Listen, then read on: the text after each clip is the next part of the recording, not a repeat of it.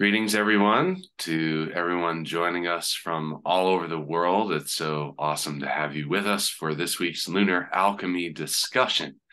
We're going to be talking about Gene Key 9 and the archetype of the Mountaineer. This is the gene key that carries us from the shadow of inertia to the city of invincibility, and it's the way of determination. This is one of the gene keys, according to Richard, that is sometimes overlooked, and I can kind of understand why. From the perspective of the gene key, it's called the taming power of the small. And I remember when I was much younger and I was not aware of the transmission of the gene keys, and in fact the transmission hadn't yet occurred. I had access to the I Ching, and I would sometimes consult the oracle, as it's called. And when some of these titles would come up, like the taming power of the small, it would be somewhat of a disappointment. Oh, I have to focus on the small stuff. I have to stop focusing on the big ideas about my life. And now that we have the gene keys, I can understand so much better what the true meaning of this energetic frequency is about, because it holds one of the great paradoxes and expresses it perfectly, that truly the taming power of the small is about focusing solely on the one greatest concept that we could embrace in our entire lives. So hopefully that sets the stage for where we're headed with our discussion. And if not, I'll happy to embrace every little step along the way anyways. So Bella, what does this archetype and the gene key bring to mind for you as you first sit down to contemplate it and offer some ideas for us to consider? Ooh, I can't hear you. Now it's better, right? There you go. Yeah. So the archetype name, the Mountaineer, I feel like it's amazing as name, and it really goes together with that other side in the body graph, which is the 52, which is the mountain. And I often say, how rich the mountain is. Even if it's still, it's so rich and it has so much on it and all the levels of it. And I believe that the Mountaineer really appreciates the mountain and the aliveness of the mountain. We're here in sacral energy, so life force energy. And it's not only about the top of the mountain, it's really each step with intent, with flow and life force. And I would say as well, in what you were saying with the details, somehow it is to not be bogged in the details that feel like are kind of stopping our flow. So in flow, and sometimes we kind of have to start that journey with one step so that we are like often it's the first step that is the hardest in a journey of 1,000 miles. And I was saying in the call right before that when I was doing more of assistance and more of the temple trainings, I would see that kind of resistant or inertia the first day when a new group came, and they would be like a little bit shy. And then both the determination of the facilitators and just the energy of everything, it would help people to kind of step into their own inner determination, and then it would just start to create those tracks. And then at the end of the training 7 days later, it felt like everybody was invincible and had reclaimed the inner child and reclaimed so many parts. But it would take kind of overcoming like that first step. Okay, let's get into it. And often that is the really the barrier, and once we are past that, the energy kind of goes for itself. Yeah, this is a really interesting combination in terms of the way that the gene keys follow each other around the wheel in terms of the transits of the sun. So we just came from gene key 34, whose shadow is the shadow of force. And when we're in a state of inertia, we can often experience that the only way out of inertia is forcefulness. And what's kind of interesting about what happens when these two gene keys come together in this way is that the gifts really truly feed each other, just as the shadows also feed into each other. Although they don't have a relationship, be that programming partners, harmonic gates, whatever, other than just that they're the two hexagrams that are situated right next to each other on the wheel. So if you can respond to a situation where we're kind of focused on our feet and we're focused on the details of all the steps that we have to take, and yet we feel like we're going nowhere, kind of going in circles without the perspective needed to look up and look around. That's gene key 9 in its shadow. And in order to break out of that requires a great deal of strength, because in order to move out of that pattern, you have to consciously choose to no longer take a step that appears to be required of you, to let go of some of the details that have presented themselves in your life as, oh, this is an important detail. Oh, this is necessary for me to do. Oh, if I don't do this, everything's going to fall apart.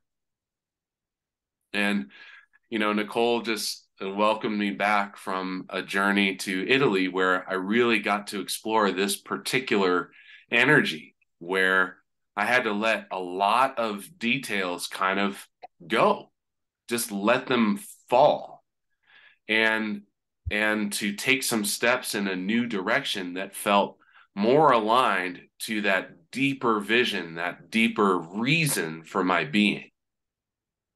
And I believe the real gift of this archetype, the mountaineer, whether it's a mountaintop or it's some other aspect of life that we have an inner connection with, the mountaineer never loses sight of the connection to that big dream, of that big reason for existing.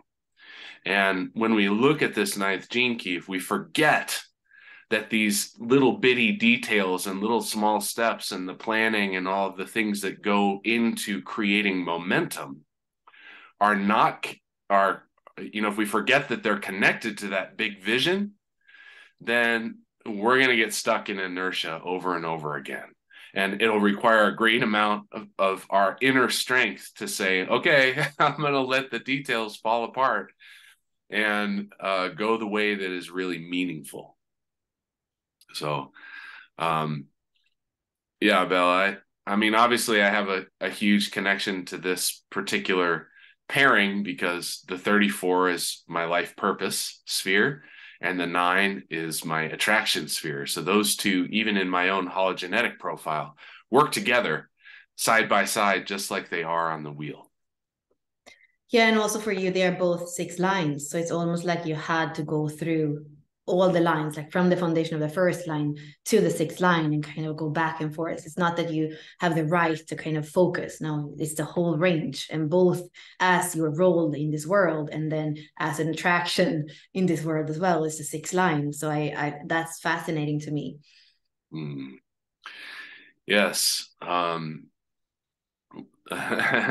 Thanks, Paula. It's actually the flip side of the profile, not my life's work, but on the bottom, my purpose. So it's actually my body's birthday, my soul's birthday, my connection to the soul.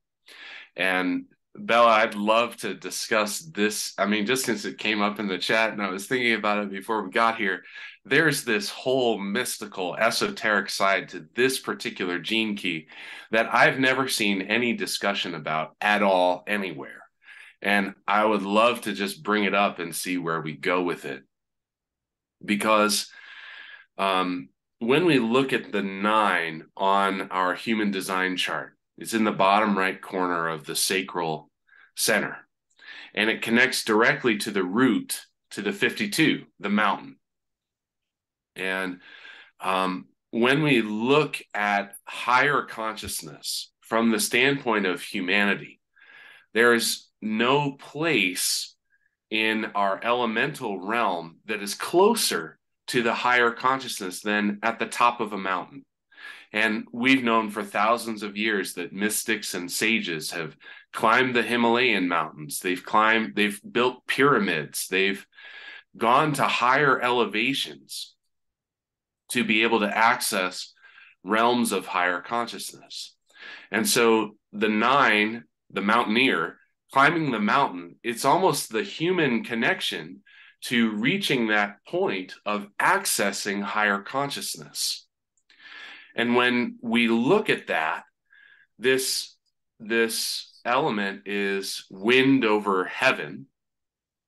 And I believe there's a direct connection from this particular gene key to the causal body, which, if you're looking at the gene key 22 and all of the 7 bodies, we're looking at the 4th layer, or for those of you that have looked at the 7 sacred seals, we're talking about the 4th seal. There is a pathway from being in a human state to being in a divine state. And it's almost like this mountaineer has a key to climbing all the way up the mountain so that we can access that layer. It isn't the one who necessarily is the higher consciousness, but it shows the pathway to get there. And I'm not familiar with any other gene key that really lays out this kind of pathway of like, how do you get from here to there? And because most of it, it's like, okay, we're going to like contemplate stuff and some mystical change is going to happen and higher frequency is going to come through our genetics. And all of a sudden, our problems will just poof away. So, Bella, I'd love to hear your thoughts about that idea and how you see that, whether it's from the mechanics or the energy or whatever. Yeah, I love that. And I also love the fact that you are often on the mountain. Ever since I know you, you go to the mountain, and your 9.6 is your attraction sphere. So yeah, you have that connection with that, and you're bringing other people to the mountain with you, also attraction sphere. What I feel when I hear you speak about how to go there, I think about how many of us, our sacral, have a sacral center that is defined. So 70%, you can be a generator or a manifesting generator, you're going to have your sacral defined. So for me, because that is then your main center, that's your motor, your engine. I believe that, like I always say, everything starts with the body, everything starts with life force. So the fact that 70% of us have that energy going on, to learn to use it in a way that is efficient, to learn to use it in a way that is in flow and not in inertia, not in unease, not in entropy, is so important. So I believe that it really tells us, okay, if you have a sacral that's defined, and even if you don't have it defined, we're amplifying other people's life force. It's important to be aware of life force. It's important to be aware of this engine that's always moving from the moment we're born until we die. And that feels like a lot of us, what we know about the manifesting generator energy, especially, that it can be busy just for the sake of being busy. And there we have a lot of what we spoke about with the 34 last week. You know, what are you using the energy for? Are you deaf in the sense that you're actually evolving, or are you deaf in the sense that you're just busy? And for me, it feels like it's showing us how to use life force with intent. And the results of that are going to really bring us into a higher frequency. And I believe is that step also into including more of the subtle layers, like the causal body, becoming aware. It's not that it's not there. My monad is here somewhere, right? But am I connected to it? How connected am I to the layers that are intangible in my field, in my being? I love this answer because when we look at following that inner impulse, that life force impulse, or if we look at following really just the strategy of our design, if we don't have that sacral defined, there's a connection through that impulse, that inner impulse, there's a connection to the soul, which is equated with the causal body. So when we look at what is the causal body, well, it's like it's like a higher octave of the physical body. We have the physical body in the first 3 layers, and then the causal body, which is the beginning of what we call the soul. And when we connect to those impulses that are programmed into our physical body's energetic source, the thing that is basically churning the motor inside of us, we're actually connecting to that higher purpose in some way. Because it's like, let's say we're stuck in the shadow of inertia. We're wandering around in a circle, don't know what to do. None of the steps that we're taking feel like they have any meaning for something larger. At the same time, we have no idea what the bigger meaning of our own life is, whether it's because we haven't engaged in human design or gene keys or whatever, or we're deep in that engagement and we're still like, I just don't know what my role is supposed to be here because everything that I keep doing keeps leading me to the same old patterns, you know? But it's that inner impulse that when we take action with it, with that determination, the gift of this gene key, then the world suddenly transforms itself to support our action, even if that impulse is not really directly leading towards our bigger vision. You know, it might be about something we want to eat today. It might be something small about how to spend our time. How, you know, like who do we want to spend our time with in our free time? What what are these choices? How are they having an impact on us? And I believe this is the other great aspect of this particular gene key, which is that many small actions create a momentum that is unstoppable. It's an unstoppable force in the universe because of the way it harnesses the universal energies of support. So it's like you take a step in the direction of your impulse today, and then you don't really do that again for a few days. You do it again. And each time you do it, it feels kind of challenging because the inertia is like, it's pushing you to stay within the groove that you've already built. And in order to get out of that groove, you have to gather up all of your intention and kind of go like, I'm going this way. And once you do that enough times, that pathway starts to create a groove of its own, and it widens and it gets deeper. And suddenly your steps become super simple and easy. And it's like, then your steps in that direction just kind of follow one in front of the other. And pretty soon you can see the path going over the horizon. You don't know where it's going to land, but you can see the pathway. And to me, I feel like this is really like where this archetype can really benefit us on a daily basis by looking at our activities. How are we spending our energies, our attention, and what are we giving it our attention to? Yeah, you know, playing with words when you're saying I'm doing it this way or I'm going this way, like this way, we kind of think about direction, but there's also something here coming back to the sacral center. In what way? Not just in what direction, but in what way? And I think that there is something here. If we're going to look later at the braid, we have that heaven energy and the wind energy, which is similar to saying we have the energy of Jinki 1, of Jinki 57. So there is a way of doing it in unease and entropy and kind of inertia. I think there's nothing that takes more energy than forcing to do something that we don't want to do, like resisting it and forcing it at the same time. Like we can understand it's like a car, you know, like you can't drive at the same time as you're stopping. And that's for me what it feels like when you're trying to move through resistance. And I think that there is something here, like what way, in what way are you using that precious life force? And again, it's simple in the sense that flow is the state that we want to be in when it comes to sacral. It's the highest respect of the sacral is when you can be in flow. And I feel here almost like going back to your trip, John, because you being a manifesting generator and flow being one of those most important words, and then maybe being a completely different environment. And, you know, like there is something where how did you relate to flow, or how were you able to come back to flow during that journey? And when you said like I had to let go of many things, was flow something that you were able to still kind of focus on, or how would you speak about that? Well,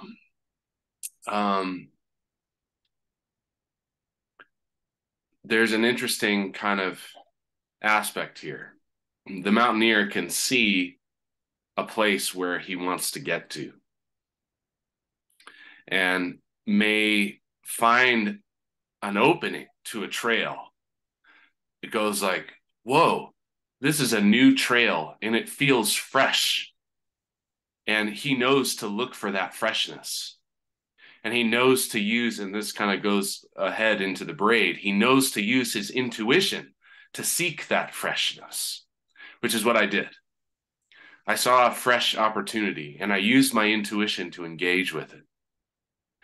But I've also learned that in engaging my own personal life path, as a sixth line personality, there's both a dedication to the ideal and a necessity for the experimentalism of the third line in order to gather enough wisdom to actually know what is the true path. And so accepting that part of a sixth line journey is about embracing that third line. I get to understand that sometimes there's a pathway that opens up that my intuition will guide me on. And dropping all of the details that I had going, it actually created a big blockage into the flow that I already had in a great degree of momentum. So I'd started with a flow of energy that had a lot of momentum. And then this sort of intuitive, fresh opportunity arose. And I chose that. And what that did is it stopped the momentum that I had going. However, what it also provided for me was kind of the dilemma for this gene key perspective. I gained a vast amount of perspective about the choices that I had been making, how my attitude was impacting those choices, and what I may need to adjust now that I can pick up that momentum where I let it kind of fall apart.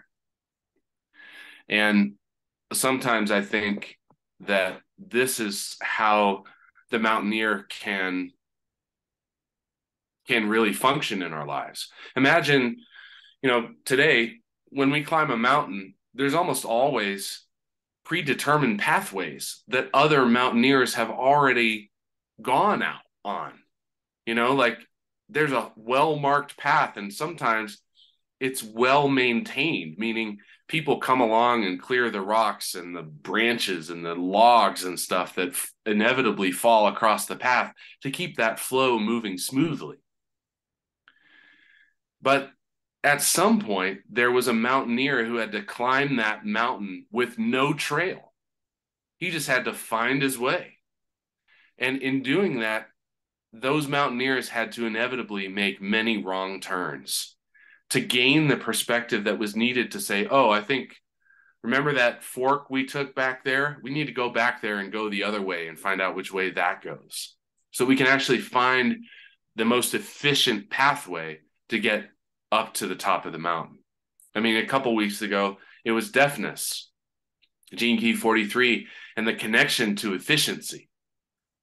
And here we're kind of like getting to this moment where here's the manifestation of creating efficiency in our lives, is following this pathway of the mountaineer.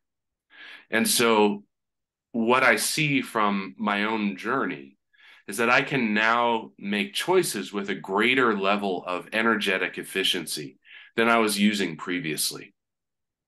Because the need for that intuitive, fresh opportunity is no longer there. I don't have energy kind of forking off going like, what if this could happen in my life? And that way I can focus it all more directly into the direction that I actually want to go in. So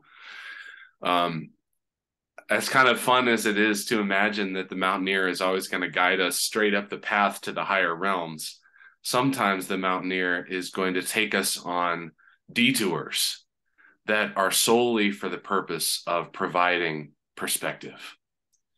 And I can't say that that's the only thing that I received from my trip. There was a lot of things for me that I'm still processing, but the most obvious thing for me is that the perspective. And and it's very interesting to have this discussion come up. And this is the first, you know, time where I've kind of like definitely landed here at home. We had the 34 discussion, but I was, you know, terribly jet lagged and kind of in a daze from from the travel. So Thank you. One thing that I notice is, again, the circuitry, where we say in the circuitry where we find a gate, that's what what it cares about. And even like hearing you speak about the detours, I feel here we are speaking about recognizing the pattern. And sometimes you have to go on these detours to see what's happening, to understand the pattern, because then, like we know for the sixth line and for the collective circuitry, it cares about how do we move into the future. And we need to do whatever we need to do now in order to recognize the pattern and to be able to constructively walk into the future. Yeah, absolutely. And then there is another thing, or maybe go first, and then I have something about the geometry as well. Yeah. Um, well, there was just while you were speaking, there was this question of intention and how does it play into it, and and what it kind of brought up is like how does we can be in inertia with intention, and we can be in determination with intention. And I think really the key of that is how connected are we to that higher realm of our inner being? Are we connecting to some higher layer of our own purpose? Because when we use our intention in harmony with that, then that's how the universe comes to our aid.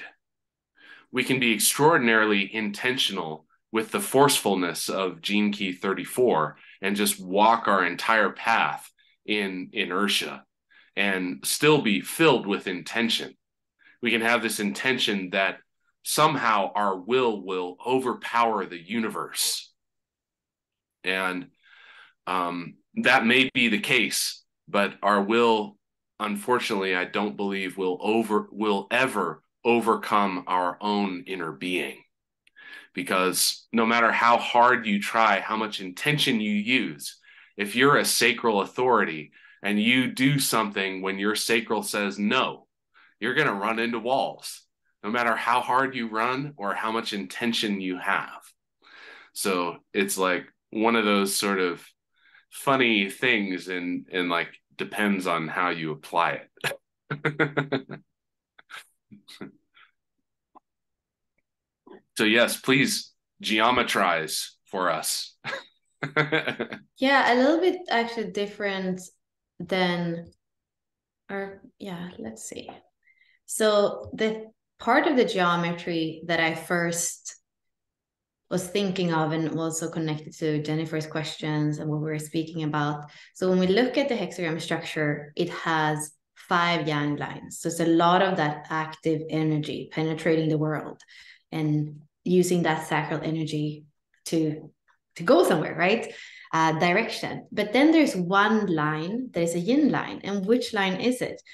It's the 4th line. So there is something here for me when I look at hexagram 9 and I see that there is a difference from the 4th line, in the 4th line from the other lines.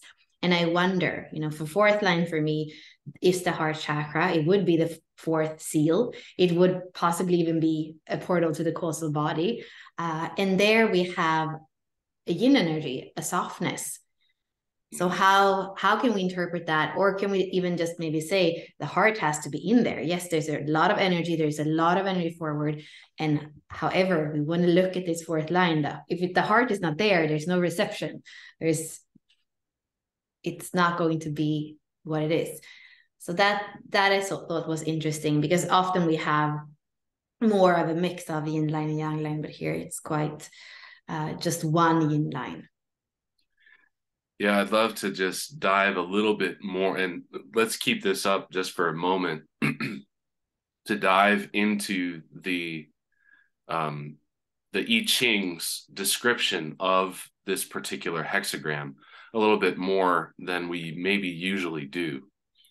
And the key word that I believe is here with this yin line is friendliness.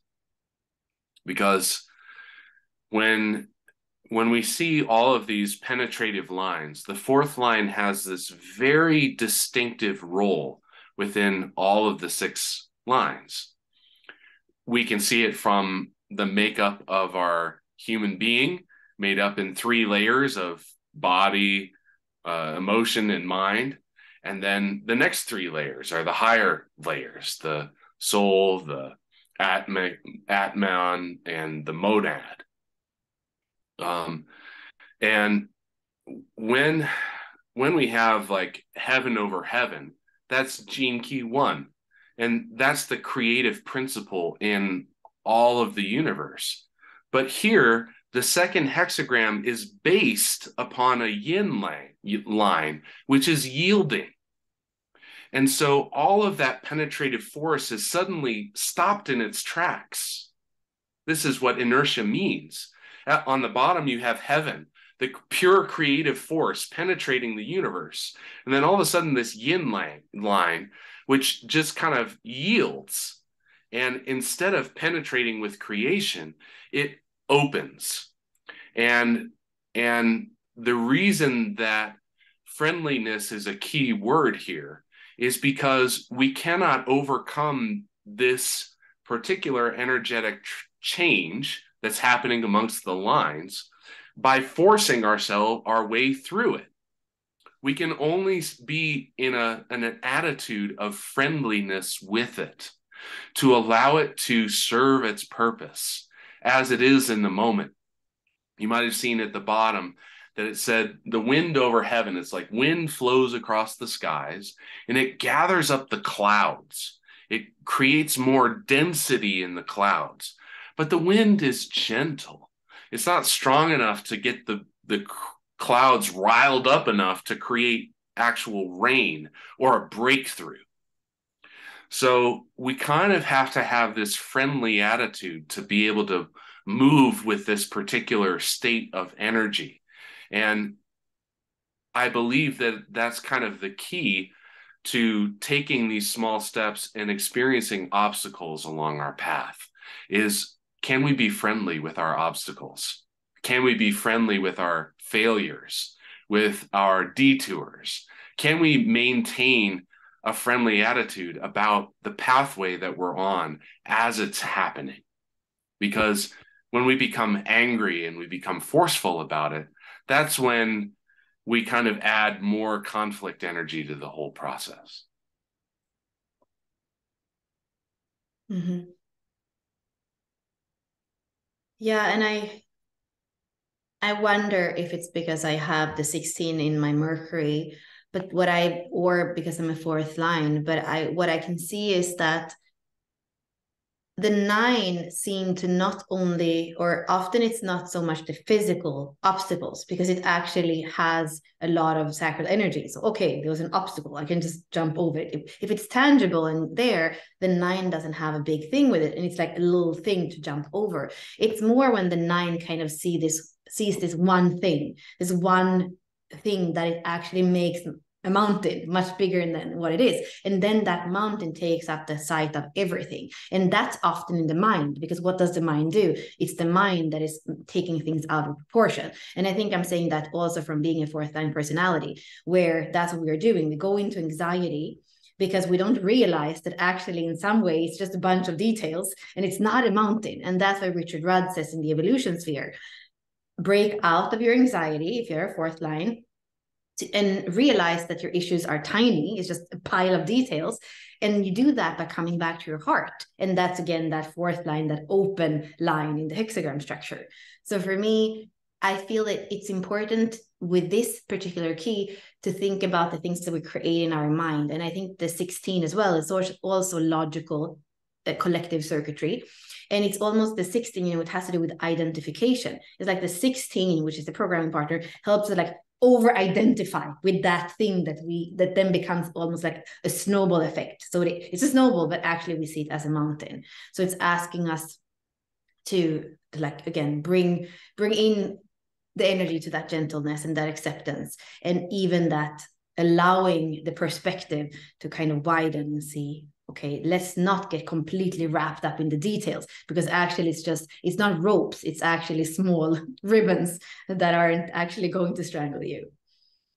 Yeah, that's such a great thing to bring in, is kind of the inner obstacles and how our mind, it's really the perspective of our mind about what are the inner obstacles that we have to deal with. If we're kind of mindlessly following our sacral authority, most obstacles are actually extraordinarily easy to overcome. And that's why there's this energy, if you read about Gene Key 9, where Richard Rudd is like, the first step is the hardest, but actually it's the easiest because it's just one step. and it all comes back to this idea of what is the perspective that we are seeing our inner world with, that we're connecting to that inner fourth line with. Are we seeing all of the events in our outer world as these massive obstacles, these giant mountains that can't be overcome? Or are we really connected to something truly authentic that brings us an experience of fulfillment within? And when we're really connected with that, it doesn't matter how big an obstacle appears, because the value of our life is expressed through taking the step on the pathway in harmony, in alignment with that inner fulfillment.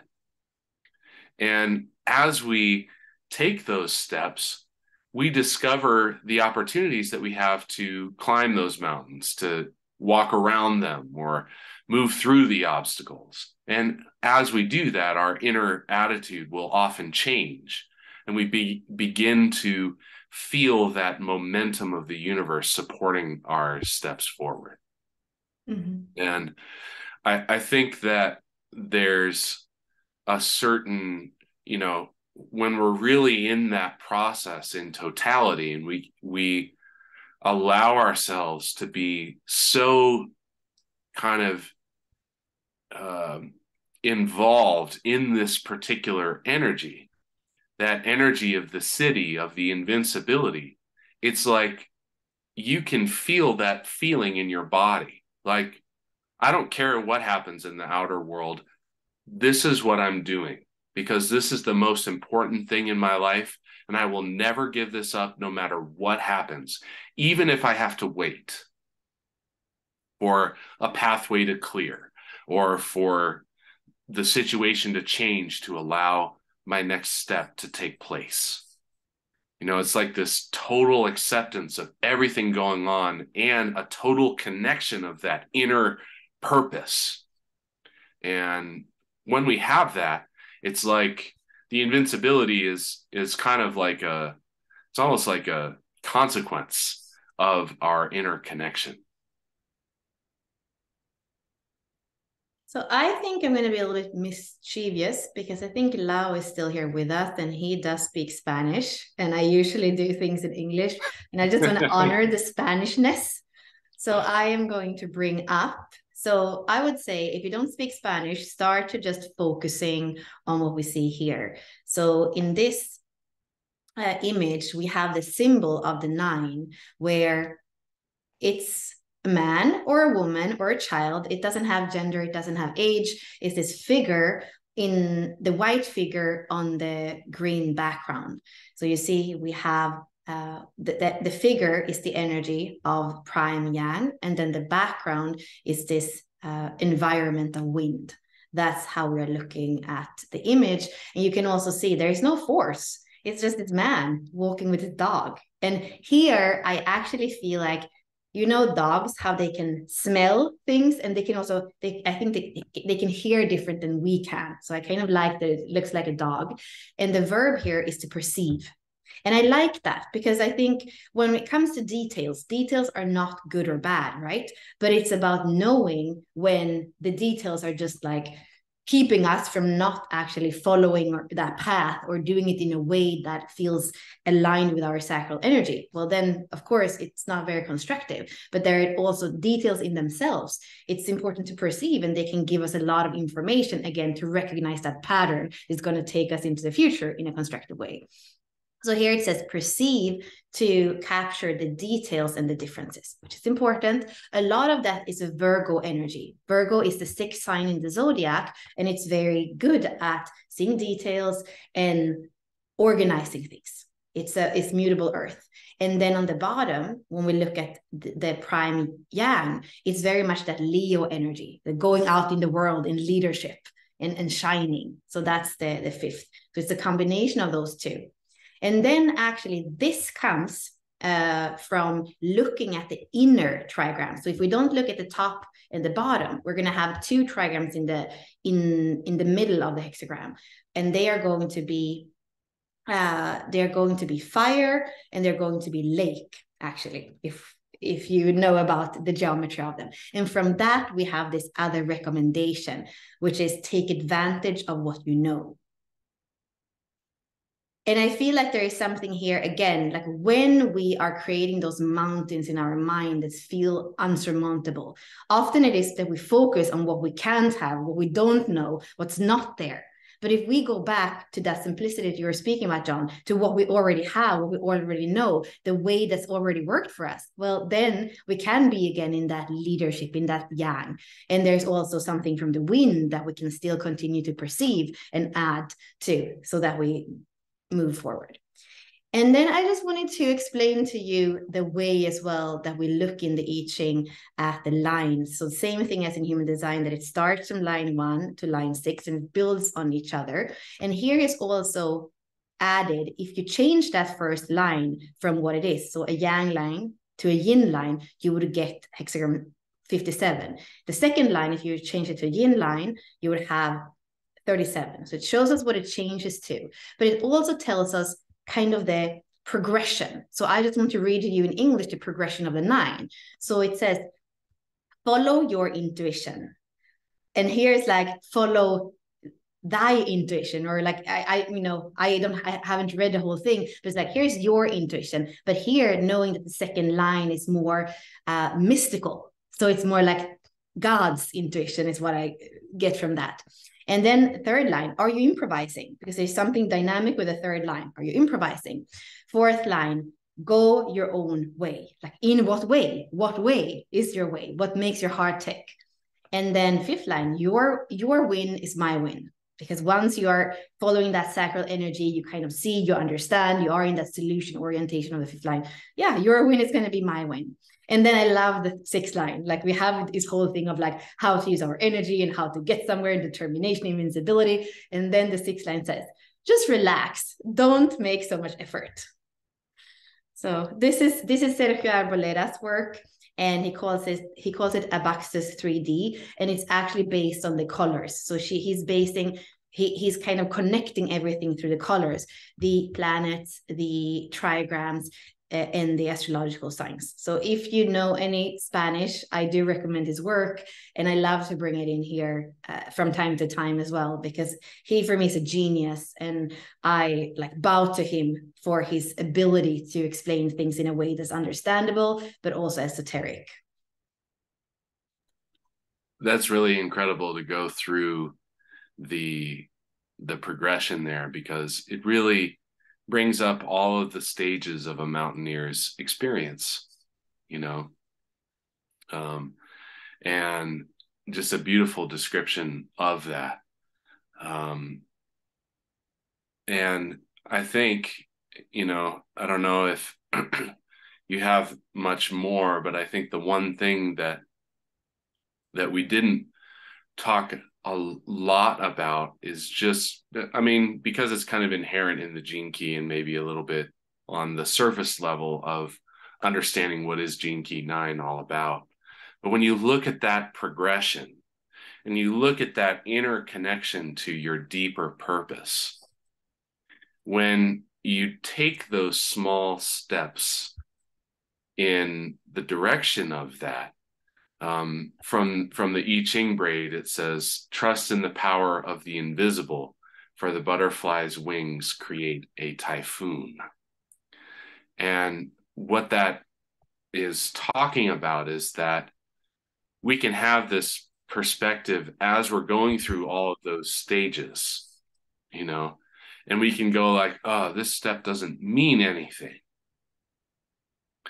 But with that inner connection, it's as powerful as being able to create a typhoon over time.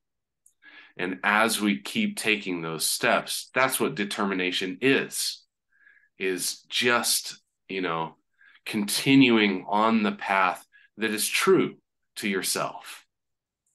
And when you don't, you know, for instance, when Bella asked me about my trip to Italy, and I described it in the way that I did as a detour, I could look at it and go like, oh, I lost all my momentum. Except I didn't. In fact, I took more steps in the direction of that deeper meaning by going on that journey than I could have if I had stayed at home. And what that means is that the universal forces of creation are going to support the steps that I'm taking here in such a vaster way than they would have had I not done the thing that was truest to myself. So I think one of these keys that we can lose in the details is just being true to yourself and being and really being friendly with what that means in terms of how it impacts your experience in your life and the people in your life and all of those things. Can you remain in a state of friendliness with it so that you can really engage this archetype for the potential that it has to take you to those higher realms?